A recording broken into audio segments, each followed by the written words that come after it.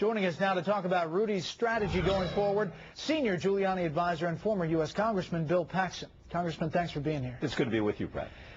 Tell us about the strategy. I mean, we've talked about it from the beginning, about how Iowa and New Hampshire really doesn't factor in as much as it might for other candidates. Well, you know, since Rudy Giuliani got in this race in January, other candidates have gotten in or gotten out, but he's led the pack right from the beginning.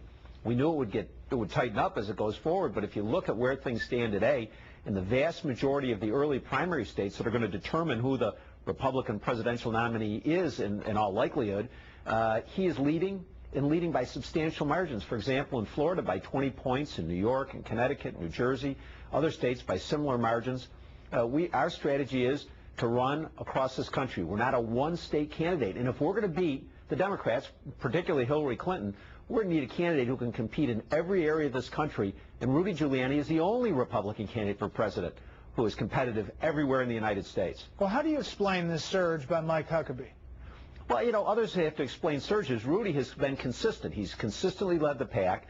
He's consistently enunciated a Reagan-esque message of being strong on national defense, strong on the terrorist war against us, and taken stands to help promote economic growth through supply-side tax cuts here at home.